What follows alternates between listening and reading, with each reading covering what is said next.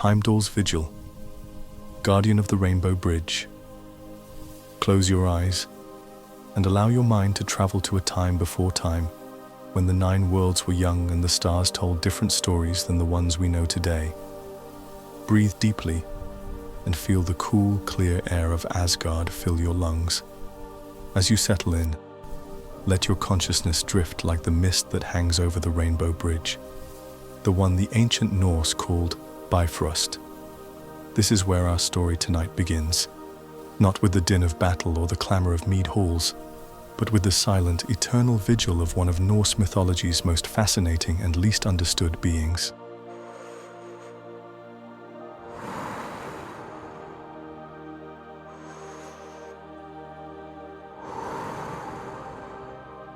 Most people imagine Norse warriors as battle-hungry barbarians, wearing horned helmets and swinging axes on raids. But the truth you've probably never heard is much deeper and more complex. The ancient Norse understood something our modern society often forgets, that the greatest battle is not the one waged against external enemies, but the constant vigilance against the forces of chaos that threaten the order of the universe. No figure exemplifies this truth better than Heimdall, the Lone Ranger.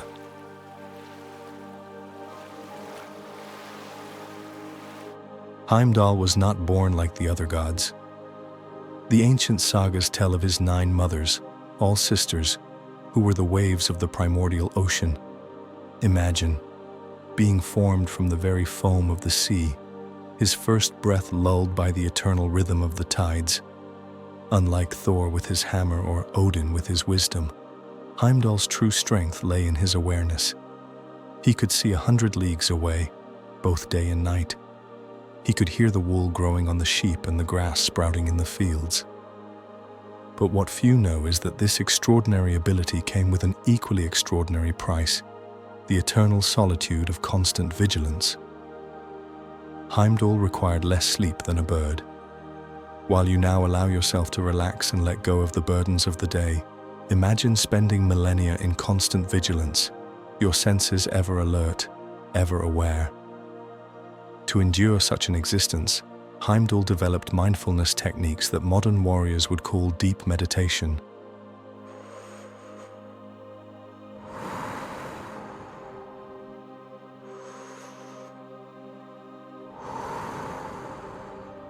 In the stillness of the night, as you drift deeper into your rest, let us follow a day in the eternal life of Heimdall. The guardian sits at the end of the Bifrost, the bridge that shimmers with all the colors of the rainbow. His bare feet feel every vibration that runs through the cosmic structure.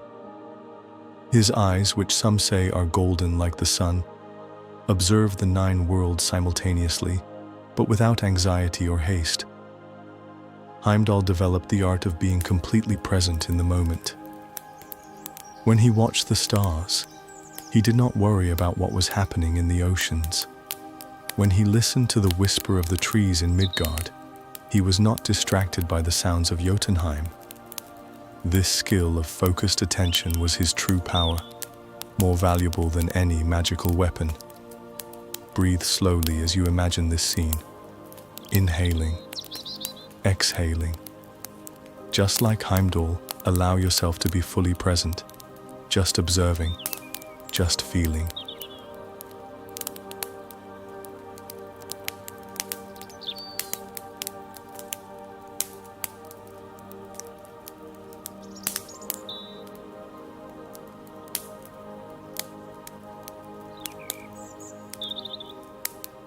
The first light of day begins to touch the distant horizon. Heimdall slowly rises from his meditative position. His body, forged from the waves of the primordial sea, moves with the fluidity of water and the firmness of rock. He stretches his limbs in a ritual that warriors practice before battle, but few know was originally Heimdall's practice. Every movement is deliberate, every gesture conscious. His fingers trace invisible runes in the air, not to conjure magic as the other gods did, but to attune his senses to the awakening of the cosmos. First Ansuz, the rune of consciousness, then Dagaz, the rune of dawn. finally, Kanaz, the rune of clear vision. Imagine yourself performing these movements with Heimdall, your arms slowly rising, your fingers tracing ancient symbols in the air before you, each gesture bringing more peace, more clarity.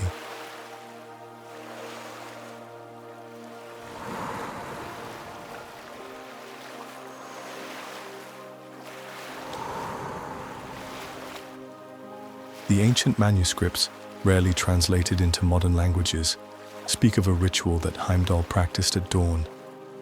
He raised his horn, the famous Gjala horn, not to sound an alarm, but to capture the first ray of sunlight. Golden light filled the instrument, and Heimdall drank from this light as if it were divine mead, sustaining himself with the very essence of the rising day. What the skaldic poets did not tell in their sagas is that Heimdall shared this light with the birds that perched on his shoulders. Little sparrows, Odin's messenger ravens, and even the eagle that lived atop Yggdrasil, the world tree. These birds brought news from the 9 worlds, whispering in a language that only Heimdall understood.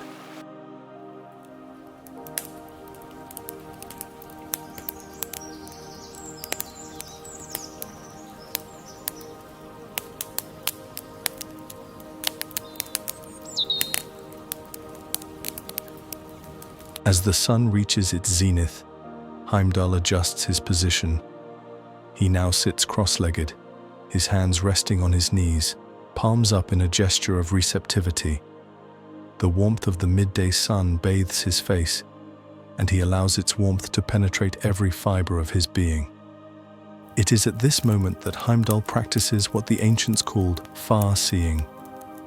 His golden eyes seem fixed on a point on the horizon, but his consciousness travels far beyond what mortal eyes could see.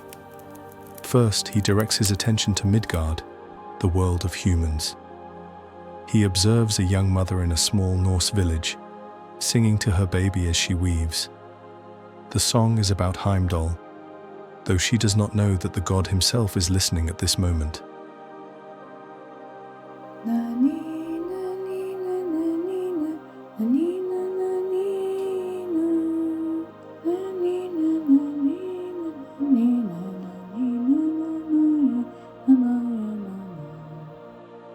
Heimdall smiles, feeling gratitude for the invisible connection between the worlds.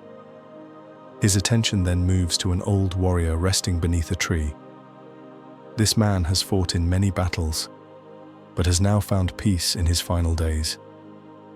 He carves small wooden figures, representations of the gods, for his grandchildren. His hands, once wielding sword and shield, now create with gentleness and patience. Heimdall recognizes in this man the true essence of a warrior, not the fury of battle, but the ability to protect and nurture. As you settle deeper into your rest, imagine yourself observing these moments with Heimdall, without judgment, just witnessing the simple beauty of life, the mother singing, the old man carving, the constant flow of existence.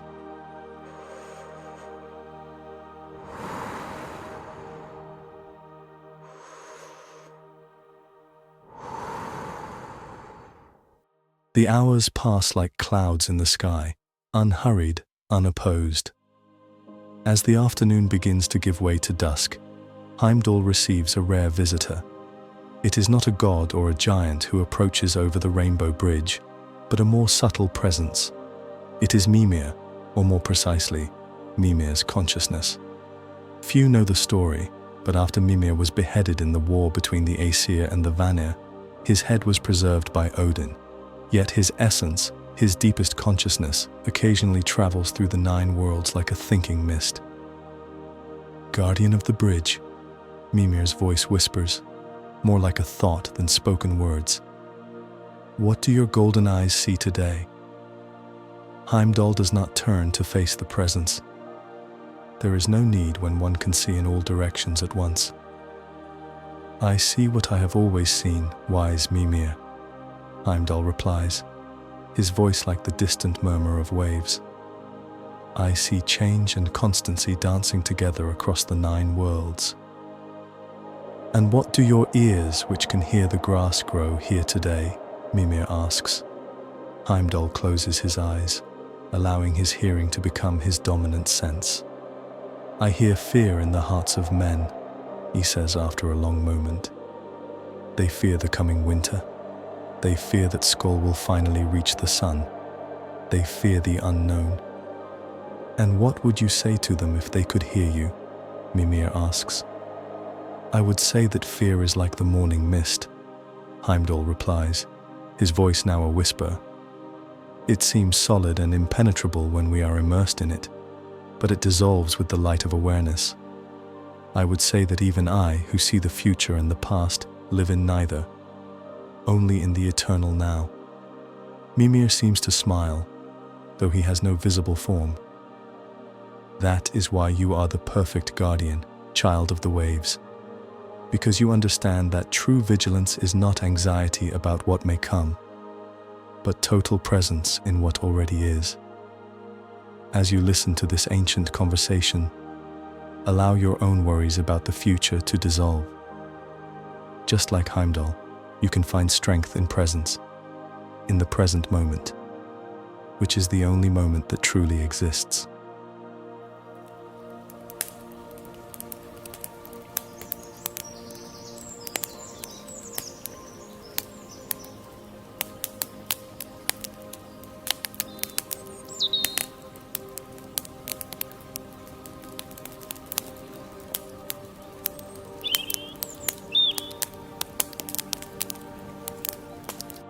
As the sun begins its journey beyond the horizon, Heimdall prepares for what the ancients called the hour between worlds, the twilight when the boundaries between realms become more blurred. He removes from his robes a small stone, a quartz crystal containing within it all the hues of the rainbow, like a miniature Bifrost. This talisman, unknown even to the other gods, was a gift from the Norns, the weavers of fate. It is neither a weapon nor an instrument of power, but an anchor for consciousness. Heimdall holds the crystal between the palms of his hands and holds it close to his heart. His golden eyes close, and he enters a state of consciousness that transcends even divine perception. In this state, Heimdall not only observes the 9 worlds, he becomes one with them. He feels the heat of the primordial fire of Muspelheim and the absolute cold of Niflheim. Feel the weight of Yggdrasil's roots and the lightness of the clouds that surround Asgard. Experience the solitude of the giants in Jotunheim and the communion of the elves in Alfheim. Imagine yourself participating in this cosmic meditation, feeling the energies of the 9 worlds flowing through you, each breath connecting you more deeply to the fabric of existence.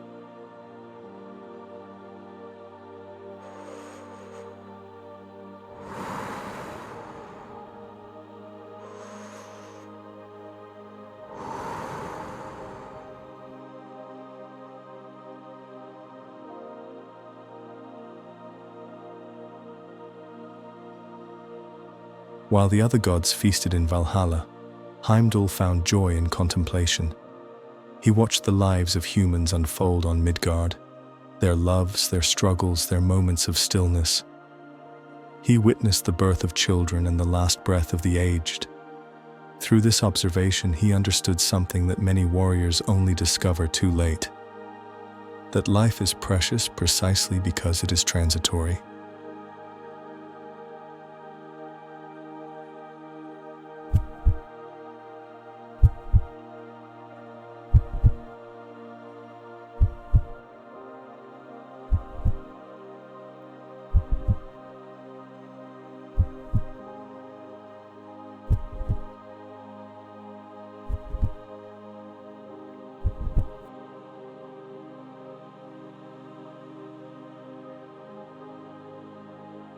The first stars begin to dot the sky as Heimdall notices a presence approaching the bridge. His keen senses recognize it immediately. They are wolves, but no ordinary wolves. Geri and Freki, Odin's wolves, approach with silent steps. Normally, these wolves accompany the All-Father on his journeys or remain at his side in Valhalla. It is rare to see them wandering alone, especially so close to the Bifrost. Heimdall does not move, does not reach for his sword or his horn. He simply watches as the two wolves approach and sit before him, their amber eyes reflecting the first stars of the night. "Welcome, messengers of Odin," Heimdall says softly. "What brings the glory eaters to my vigil?" The wolves do not respond with words, for their language is older than speech. Instead, they bow their heads, exposing their throats in a gesture of absolute trust. This is a sign that only Heimdall fully understands. The wolves have not come as messengers or spies, but seeking refuge from the constant turmoil of Valhalla. With a gentle smile, Heimdall extends his hands. His fingers, which can wield the mighty sword Hofund with enough force to cut through mountains, now gently touch the wolves' fur. He finds the exact spots behind their ears that bring comfort even to the fiercest creatures of Asgard. "You too seek peace," Heimdall murmurs. "Even though you are creatures of battle, you long for silence." As Heimdall strokes the wolves, he shares with them some of the energy he has collected from the rising sun. This energy flows from his hands into the animals' bodies, calming their wild spirits, renewing their life force. Imagine yourself sitting next to Heimdall, with these mythical wolves resting peacefully next to you. Feel the confidence that these powerful animals demonstrate, the security that emanates from the guardian's presence. Allow this feeling of protection and peace to envelop you completely.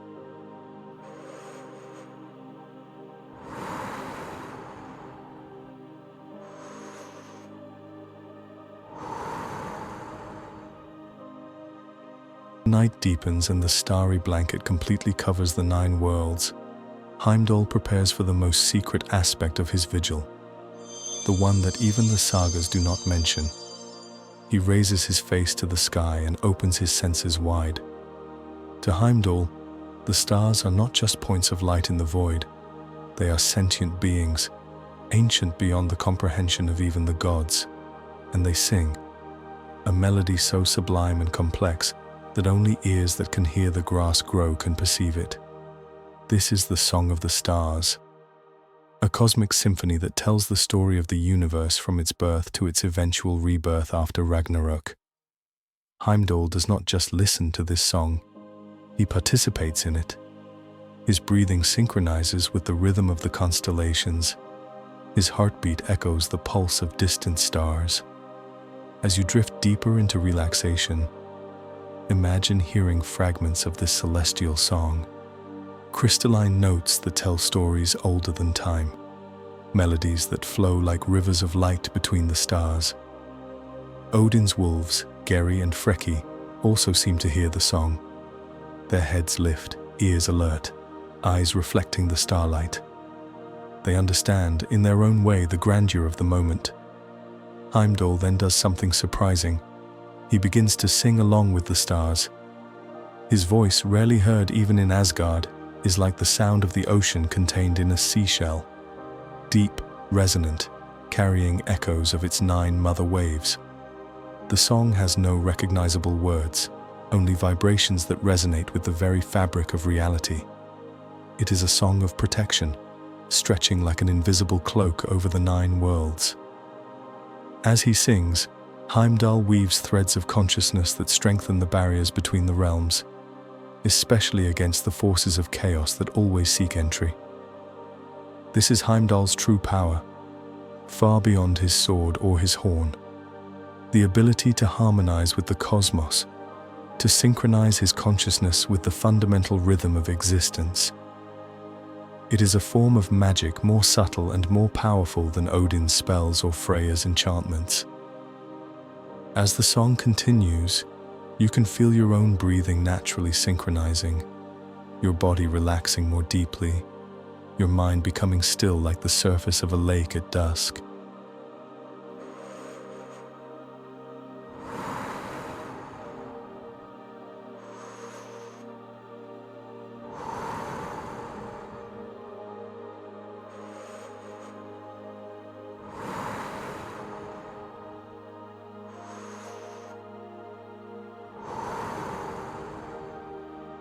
In the deepest hours of the night, when even Odin's wolves fall into a deep slumber, Heimdall enters a unique state, what the ancients called the waking dream. It is not sleep as mortals know it, nor is it ordinary waking consciousness. In this state, Heimdall's mind travels freely through time, not only observing the present of the nine worlds, but also glimpsing fragments of the past and possibilities of the future.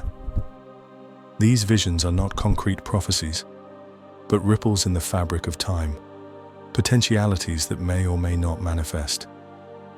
He sees a human child being born in a simple hut in Midgard. This child bears a star-shaped mark on its shoulder, a sign Heimdall recognizes. In one possible timeline, this child will become a great leader, uniting divided tribes. In another, he will be a poet whose words will preserve the ancient traditions when the new gods come.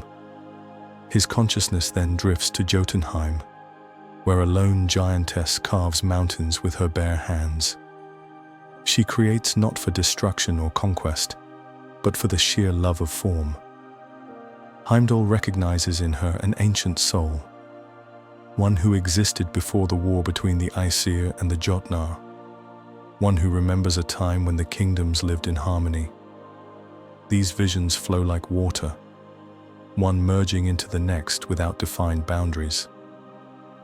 Heimdall does not cling to any of them, does not try to control or direct them. He simply witnesses, allowing the river of time to flow through his consciousness. As you approach deep sleep, allow your mind to float freely like Heimdall's, without clinging to specific thoughts, simply observing the images and sensations that arise and pass away, floating on the river of consciousness.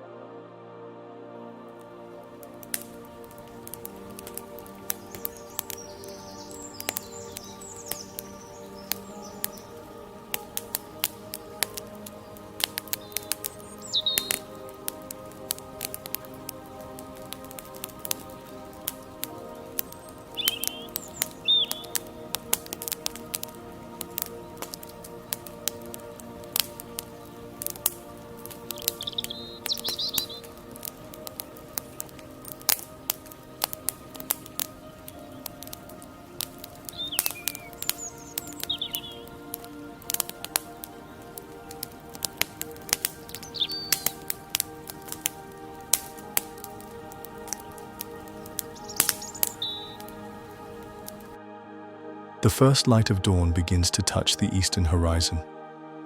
Heimdall, sensing the subtle shift in the energy of the cosmos, gradually comes back from his vigilant dream.